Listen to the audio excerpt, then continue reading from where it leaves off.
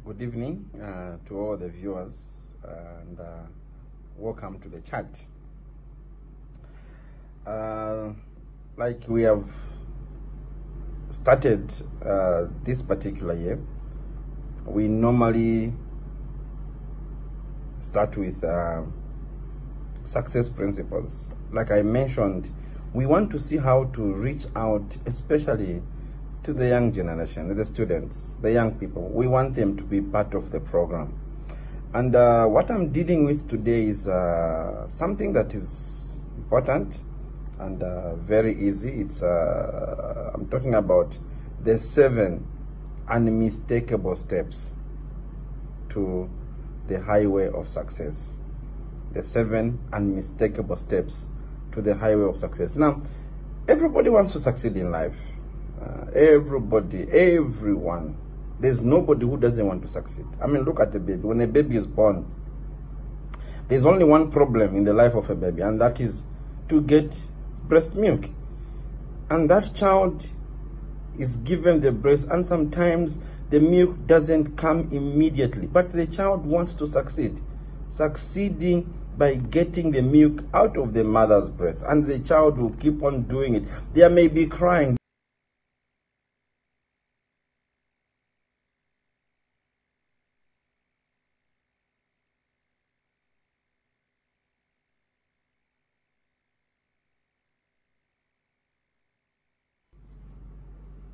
You need to delete those files.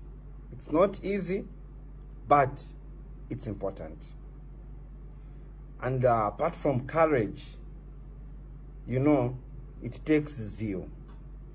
Because some things, you cannot do them passively. You need to have that zeal and say, look, I'm going to delete this file. But then number 3, after you have deleted, now remember, when you are dealing with the computer, when you delete a file, the file doesn't disappear from the system. It goes in what we call the recycle bin. It's there. You can recover it. The problem we have today, for the majority of us, there is so much in the recycle bin. So much. Check up in your recycle bin. Those of you who are adults, go and check how many X's are in the recycle bin. This is why sometimes when things are hard, you just go to the X, you restore it, and because it's there. So you need to, number 3, empty your recycle bin. Then you know that you are free from this corrupting file. And success requires that. Empty your recycle bin. I know, there are some bad habits. You know, there are some habits that are good, some are bad. I have taken time to develop good habits. You see, because a habit is very difficult to break away from. So, once we delete, the moment we delete those things that, you know, can be destructive to us, and we empty the recycle bin, we have a new slate. And that takes me to number 4. Number 4 now, don't forget, we are talking about the 7 unmistakable steps to the highway of success. So, number 4, you have to create a new clean file. You start afresh.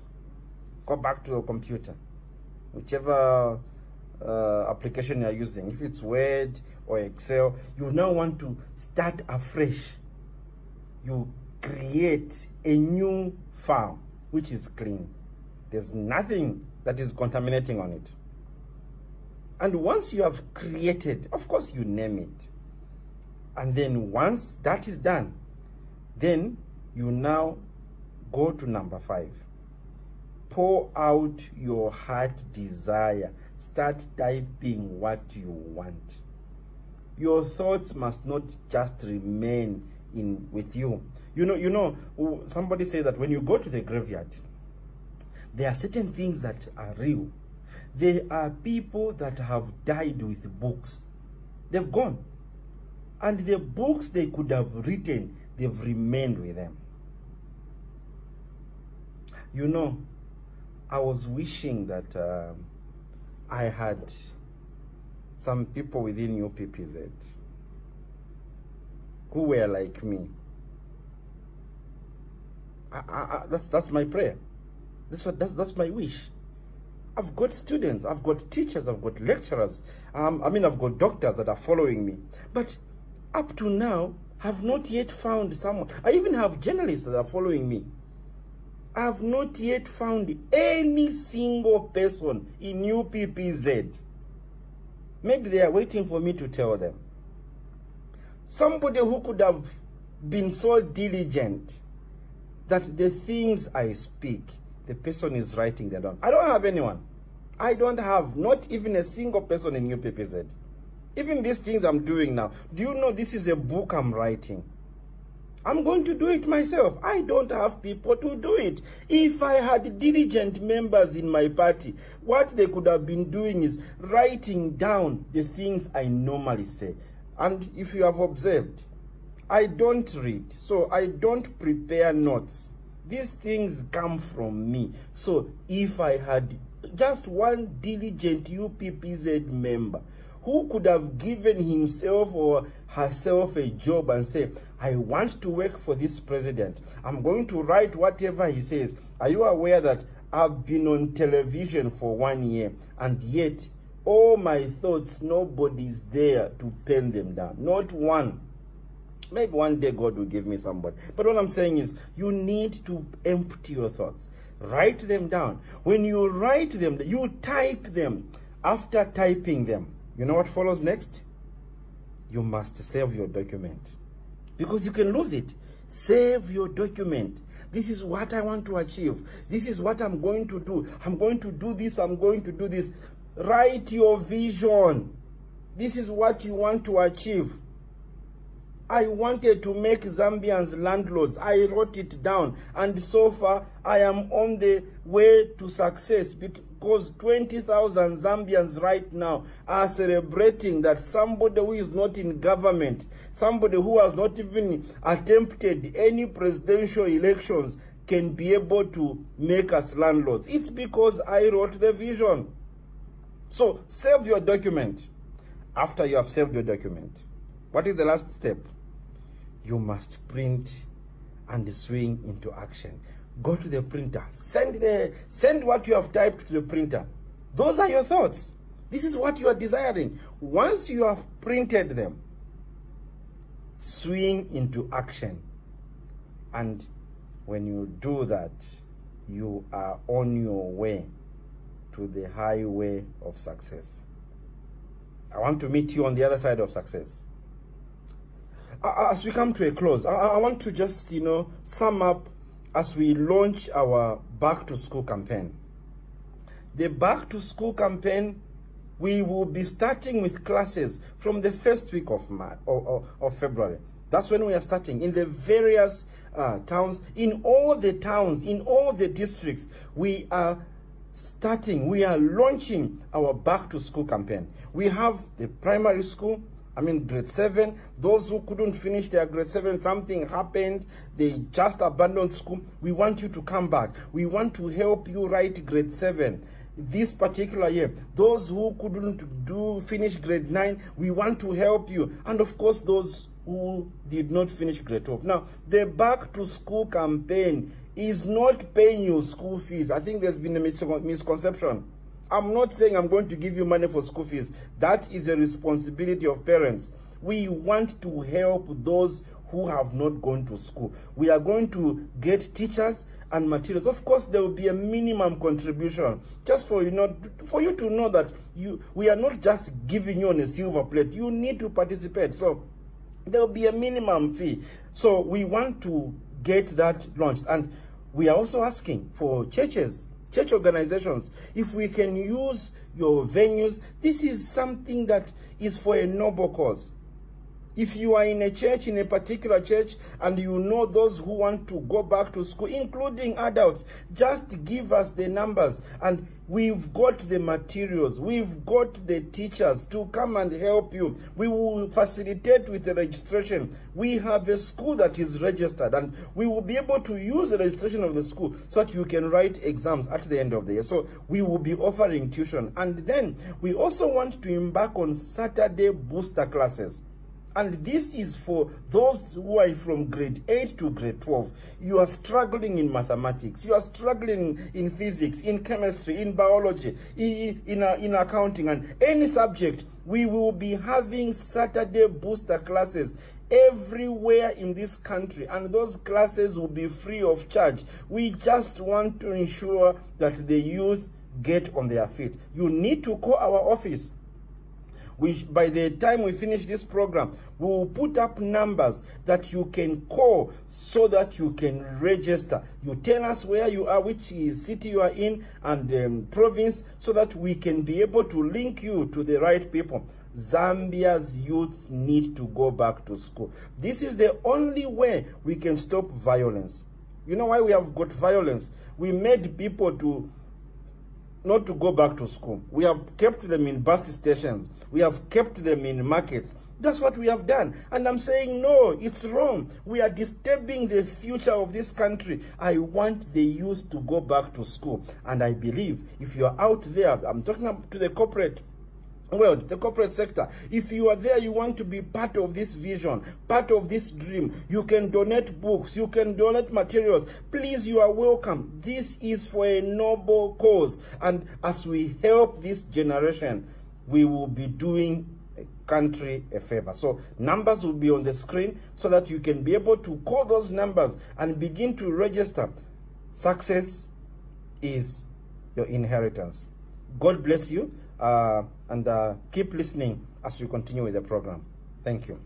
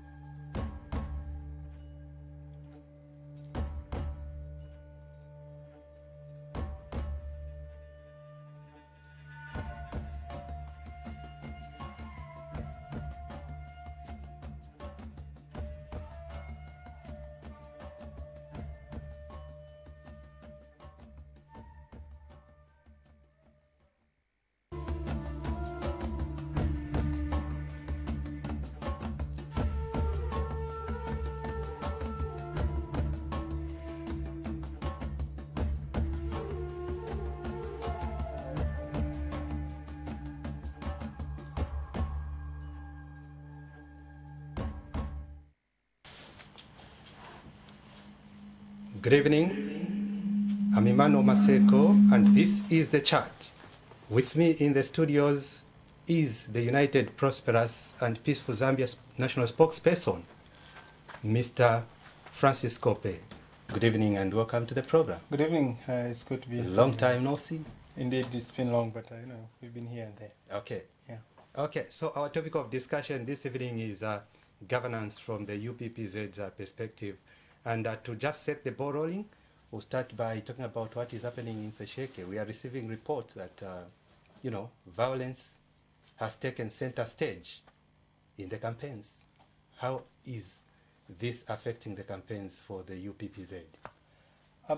Basically, the impression that comes up whenever there is violence is, first of all, you want to see who is the perpetrators of this violence and what are the intentions of this violence, and obviously how secure are the voters at the end of the day? Are they the people that are going to cast their ballot, and what impression are people trying to create, those political players.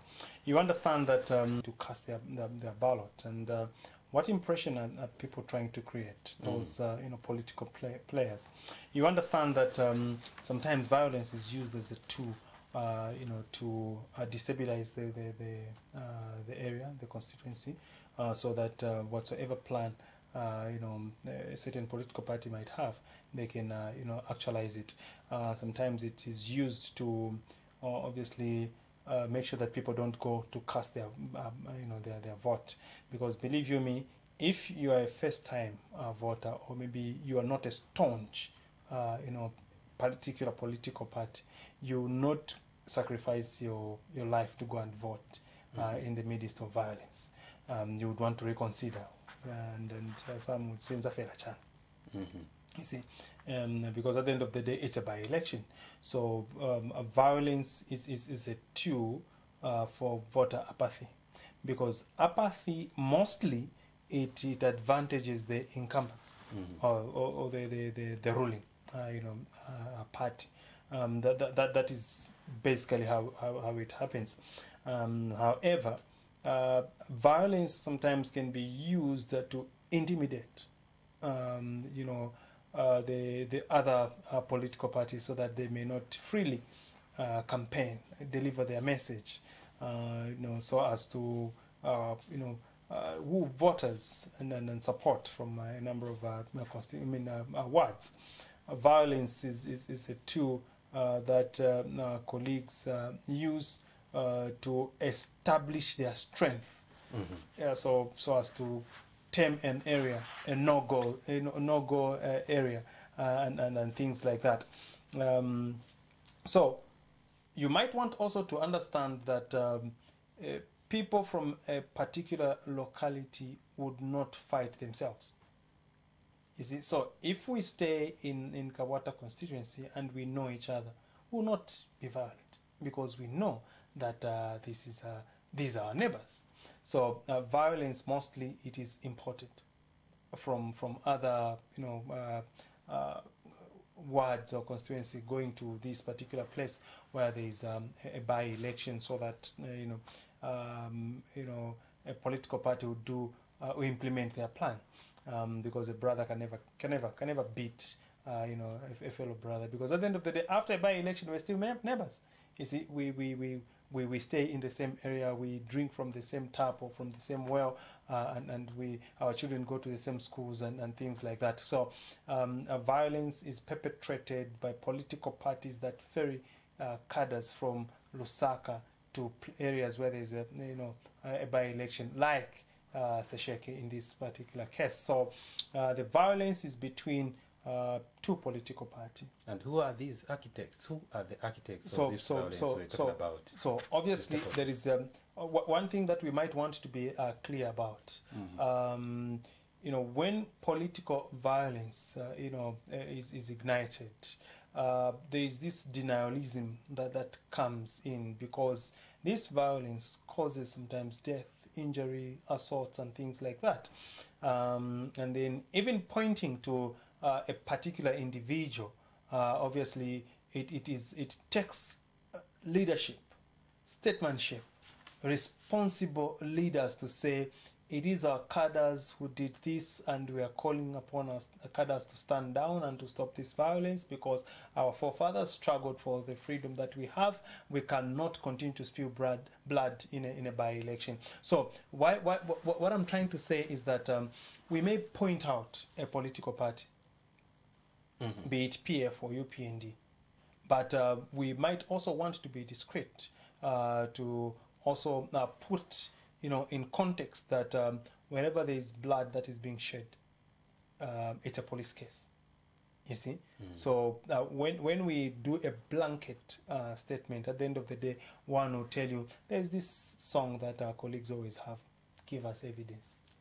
Okay. Give us evidence and things like that. But we know that there are two political parties that are violent, and as UPPZ, we are calling upon these two political parties to stand down and to stop this violence, because you cannot export cadres or perhaps import into Sesheke, cadres from Lusaka, Chawama, Chivoli, and all these places. At the end of the day, what we might want to remember is that this one seat, Sesheke seat, in as much as it is very, very important, but it should not come at a cost of blood.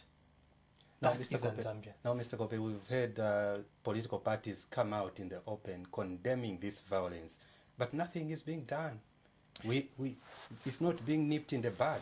What is it that we are not doing right? There's a lot that we're not doing right. A lot that we're not doing right. When it comes to these, political party and how we interact as political parties, including processes such as, dialogue and things like that. If leaders are not seen to be meeting and to be talking, then there is some form of tension which, people would want to deny and things like that. Because if we can't meet, eye to eye and talk and things like that and discuss national, issues of national interest, then we'll be seen as enemies. And because we are leaders, we inspire people. I went to a shop, yesterday, and I was just looking through some clothes and things like that. There's a particular blue, jacket, a light blue, and then they are calling it Chagwa, because it was Edgar Lungu, the president, who first wore this particular blue. And everyone, and in that particular shop, they're calling it, Mfuna Suti Chagwa, such kind of thing. I bet it's not this type of, this is an advanced one. So the point that I'm saying is that I'm trying to put across is that how we act as leaders, that is how, our followers will act, you see. Every time I talk to youths, I encourage them on leadership and success and things like that, because my leader, the UPPZ president, is always, talking about, youth leadership and the issue of success, patriotism and things like that. So if a president of a particular political party talks ill of the other, camp, then even their followers who follow suit. We are talking about land empowerment, and my colleagues are asking me Nangalandianga and things. So the interaction that we have is about land, it's about going into parliament, it's about a youthful, parliament. So that is the type of interaction that we have at the moment. But with these other political party, is Dzamenya Bwanji, how are we going to remove them, or how are we going to be in power forever, and all those things. So the interaction. So how are they going to demean this this other president or this other leader and things? So it's all about this one is a chakolwa, this one is a what, this one is a what, such kind of talk, because their leaders speak like that. But our leader, the UPPZ president, his language is different. That's why. And what are you doing as a party to sanitize the politics? As a party, for our country? As a party, there's a lot that we're doing. First of all, we suggested, even during this national dialogue, we said it is not going to go anywhere, as long as, because if you're saying that dialogue and reconciliation, whatever, if there is reconciliation, then who should reconcile? Who should be reconciled? And if we need some reconciliation, who attended this dialogue? There's another part which didn't attend, and there was all these, confusion just in the process. Let's talk about the party which did not attend. Yeah, there are a number of them. There are a number of them. There are a number of them, including Silavu's party didn't attend. So the point is that there is this process, there is this mediator, and all those things. But if there is a problem between you and I, let's just talk about these things. Sometimes we can do a front office kind of arrangement where we smile, we greet each other, we pretend to be okay, and this is my brother, and what at the end of the day, let's show people that we can greet each other, that we can talk to one another in public. So then this tension between the colors it will be calmed. So as UPPZ, you don't believe this dialogue will it's not going not anywhere. help solve anything? What is it solving? What is it solving? There is nothing that the dialogue is solving. There's nothing that it is solving. Because whatsoever processes that are there, they could be done better.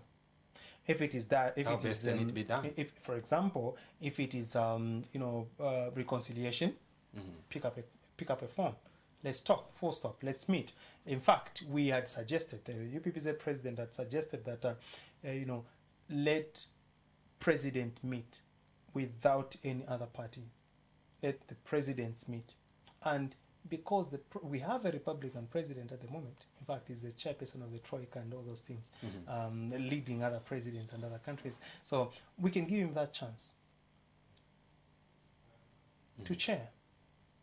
Somebody would say, but yes, somebody would say he's an interested party. So he's a leader of a political party. Of course, called the but if, for example, in hierarchy, because he's the Republican president, obviously ni wakuru na age somehow. Because he's the Republican president, it's like you have a grievance between you and your elder brother. Are you sure you're the one who is going to chair? Your elder brother can just say, "You are my brother. Come, let's talk about this thing." Why can't we just, talk about these issues? Why not invite a neutral person? So why invite a neutral person when the problem is between you and I? So that why should we think of inviting a neutral person? So then we don't want to meet eye to eye. We don't want to talk. We want to be talking. So I'll be saying, Emmanuel, problem and then the neutral person will get my message and take it to you. So as you have said, as you have heard, your brother is saying this and that, and then you talk to that person, and then that person will come and talk to me. And then, so are you sure that we're going to reconcile? Are you sure that is reconciliation? Unless vavuta. So our suggestion, of course, everyone is free to think and suggest and reason and say no, interested. But come on, we are talking about let's be in good books. There's no idea to lead the dialogue. What we need is to converse as brothers. Full stop. If we fail, that is when we need the third person. Now we are failing at the stage of the third person. So, what next? So who should we need the fourth or fifth or what? Who will be to blame if this dialogue fails?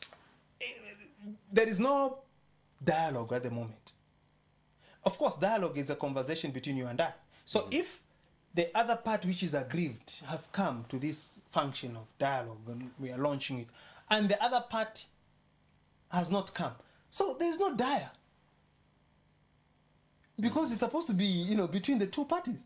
So the other party is already out. So what you are telling me is that there was only one party. Which other party? The UPPZ were in attendance. Of course. So no, we attended a church service as the UPPZ. There was a church service. We attended the church service. And we respect the church. When the church is leading a church service, we'll be there. The other part, the launching, the putting of salt and what those are just what you are referring to as a church service was just a precursor, was just a prelude to the national dialogue. Okay, but for us, we attended those prayers and we prayed. And we prayed with everyone who was willing to pray on that particular day. You were aware of the agenda. You knew that that's what was going to take place on we that knew that there was a prayer meeting, of course, for the dialogue. We would want this thing to succeed, of course, in as much as we know that it's not going to succeed with that process. But if you are praying that it should succeed, then we should as well join you, because after all, we are Christians. And we are a Christian nation. We attended the church service. I was in attendance. The president was there. Our SG was there. Okay. And we prayed. It was in a church. Okay. Let's now delve into issues to do with governance. President Edgar Lungu on Monday announced government reshuffles at permanent secretary level. do you think this was necessary?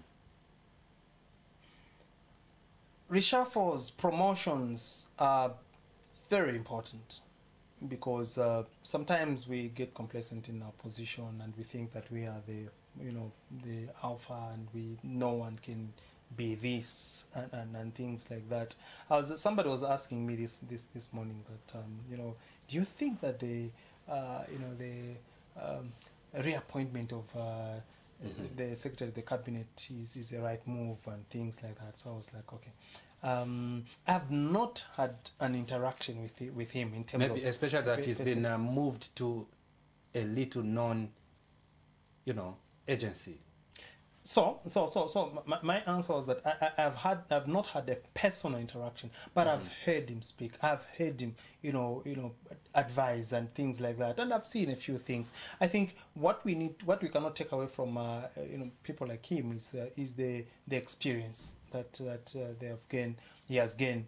There is this vast experience and things like that. But a system is blind to such things as experience and the knowledge and all those things, because over the period he has gained a number of a lot of experience and exposure.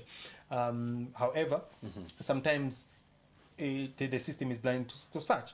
Now, these reshuffles, these are just reshuffles. The system is the same system, and the agenda is the same, agenda. If they are following the 7th National Development Plan or the revised 6th National Development Plan, it is just that. It's not a person, you see. And one would say, okay, you'll be fired if you're not performing, and whatever. What is performance of a PS? In as much as they are controlling officers, we have seen a number of permanent secretaries appearing before the Parliamentary Accounts Committee and other committees, in Parliament on a number of, sectors, and how they have lamentably failed to manage their ministries and things like that, and yet these people have not been reassigned. They have not been fired and things like that. So this issue of firing and hiring and things like that, what we need to fire is the whole Patriotic Front government as a whole. Remove it all, uproot it by the roots, remove every seed, and put in a new government. And this new government should be the UPPZ government, something with a new agenda. You tell me there's these other political parties and which have been preaching the same message for the past how many years and things. I think years have changed. A lot of things have changed. We need fresh ideas. We need a political party that is ready to take steps of improving the lives of Zambians. We don't need political parties that are just talking. Already I'm looking at some of the things that we have done in a number of sectors: youth empowerment, women empowerment, in sports. We have been empowering a number of teams, land empowerment, agriculture support, and in Mississippi compound, the UPPZ president, Mr. Charles Chanda, was there just looking at how people live and supporting a community school and some community schools that we are supporting. So it's not necessarily few reshuffles, because the system is still the same. It is the whole system that has disintegrated, that cannot perform. The whole system that has failed an ordinary Zambian out there. The whole system that has misplaced priority, that seek to please individuals as opposed to looking at the mandate that were given by Zambians. Because when you get into government, there are some promises that you give, and there are a number of things, that projects that we aspire to do for the people. What we have seen is an appetite to do certain projects that only benefit colleagues that have position, as opposed to doing projects that will benefit somebody in Chivoli. Even when you look at projects like we are titling compounds, It's mind-boggling to see that colleagues in government are even thinking of giving a title, Kwamandev, giving a title Mukombon, when there are no services in these compounds, water. That includes Shesheke, obviously, Manzi Kulibe. There is no system of dealing with a sewer system. There is no good markets to trade in. There are a number of things. Talk of Chawama. We don't have a secondary school in Chawama, but we have a number of malls. Space for more can be found, but a space for a secondary school cannot be found. So it's some kind of state capture where everything is captured, and we are so narrow such that we are going into one sector, and this sector is Kugulisa. Everyone wants to be involved in Kugulisa instead of being involved in something that has a future, in productive sectors that will secure the future generation. Okay, still talking about the reshuffles. I know we still have about up to 2021 before any political party can dislodge the ruling Patriotic Front. What reshuffle would you prescribe if you were in a position to do so? Okay, of course. What other reshuffle? Well, at what other level? If we were in government, obviously to be the president doing the reshuffles, so it will be the president hiring and firing. Obviously, the minister of let's talk about the ruling Patriotic Front and its officials, whom, if you were called upon to prescribe a reshuffle in the current administration, whom would you want to be relieved of their duties? Wow, a number of them. Should I mention them by name? Please, go ahead. Wow, it might not be very and fair. Give us reasons as to why you would like those people to be relieved of their duties. Okay, now, there are a number of people that are serving, and every minister serves at the discretion of the president. In as much as I might want to bring out my thoughts, but I'm very careful that reshuffles can only be done by the president, and suggestions, it's the president's prerogative to. So in this, I think that question could have been very appropriate for the president, the UPPZ president. However, there's so much lies, in the Ministry of Finance. There's so much lies. We haven't seen the IMF deal, and we've been lied to. 90% discussion, everything is done, and the IMF is saying we don't have any discussion about the bailout and things like that. We have seen adjustment. In fact, we are under austerity measures, we are going through a process as if we have already gotten that particular. We saw a number of taxes being introduced and all those things, but the lies and the misinformation that has been there. In the Ministry of Finance, in as much as the minister serves at the mercy of the president, I think there is need to see a lot of seriousness. And I might want to make mention. Somebody also this morning, I had a lot of discussion this morning.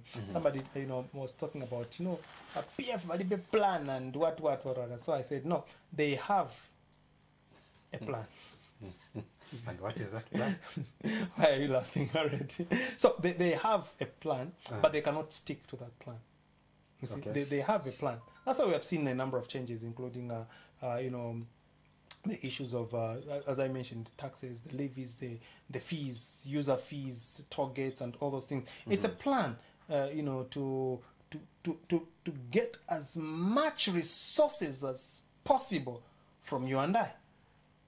Obviously, perhaps trying to cover the gap that we have had, the deficit. We do not have a number of grants that we used to have some time back, and some of the grant we are able to say grant and then we are able to send back grants and things like that. So the plan is there, but it's only that the plan is to make people more poor. so that they can be more richer. So the plan is there. The plan is to keep the people of Chivolia live in those slums. So they can continue using them as tools of subjugation. Obviously, because you know what they do. They will go to Chivolia, or they will just call somebody Chivolia. Hey, mwafana, netango ni mabasi hadi 5 kuli wamino wapusa utendetikawa menya, and then they organize because that was up and drama. Then mabasi hadi 5 yafika pa secretariat nikuti nimpetize, and then they'll be smoking and doing all these things. So the PF has a plan. They have a plan. They have a plan. Even when they buy fire tenders at 1 million, not of almost 1 billion, can you imagine? So, in fact, 10 billion kwacha, odd currency. Motok. Nka track, kapo ka container ka mans. Kangon, and those trucks, ka track, makapo ka container ka mans, and then imaguisa 10 billion odd currency. So they have the plan, because the plan is that what is the market value? It's $250,000. Okay, so gula pari times 4 of that amount is in Ramazinango. So just as on. So it's a plan. You see, let's buy a jet. Let's buy ambulance at this much. It's a plan to get to amass as much wealth, so that pamene tibu da campaign if they will have trunks and trunks of money. Which they have gotten from the people of Zambia through taxes, new taxes, toll gates, road tax, every tax that you can think of, and there will be all these taxes, the breathing tax and all those things. So our colleagues have a plan, but this plan is not to better the life of a Zambian. Minister of Finance, I think we need to deal with it. The childishness in Minister of Planning, the Minister of Higher Education, to mention a few. I think the Minister of Higher Education has also failed lamentably. We need to deal with such, and perhaps to bring back Mabumba to energy and things, because he's a bit he's well articulate, and he knows what he's doing, and so. There are all these other ministries that we might not want, these provincial ministers singing praises and talking about, you need to support, he has the mandate, he has the what doesn't know that President Lungu has a mandate. We know that he has a mandate. That's why we know, that's why we're saying that he's a Republican president. So there are people who are irrelevant as ministers because they don't know their responsibilities. What guarantee do we have that we are not going to see the UPPZ recycle some of these people that you are talking about? Because we've seen, you say there are no permanent enemies in politics, but only permanent interests. Well, and that one also, it's something that President Charles Chanda would answer very well. But however, if you look at the structure of the party, President Charles Chanda is looking at leadership, training leadership, building a leader from nothing, creating that ideal leader from that. That's why there are these teaching that is, it's one thing to look to just gather a group of people who are hungry for power and they want to be in state house and things like that, and it's another thing to gather people and give them a vision and train them to be better future leaders. And the future is now, mind you.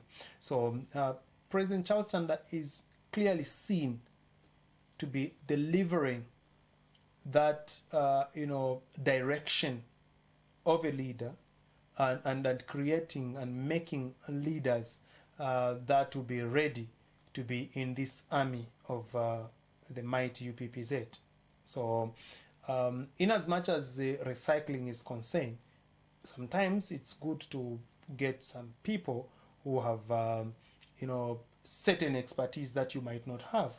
But it is wrong to get, everyone that you already have, because if we can get the best bootlicker and recycle him, the best talker, so that he or she can be talking and bring them into, or allow them into UPPZ. Okay, they will come, but they will still have to go through these trainings so that whatsoever they had in all these UNIP, MMD, and PF and other political parties that they have gone through, they will need to, be born again. Okay.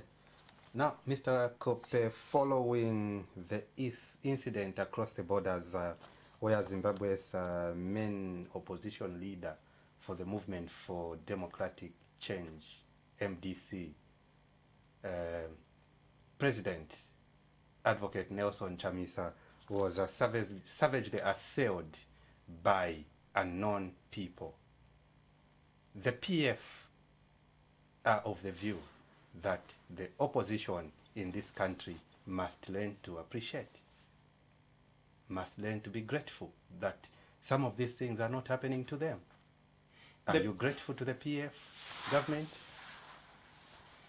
that you are not experiencing any brutality, any violence, any attacks orchestrated by your political opponents, especially those in the ruling party?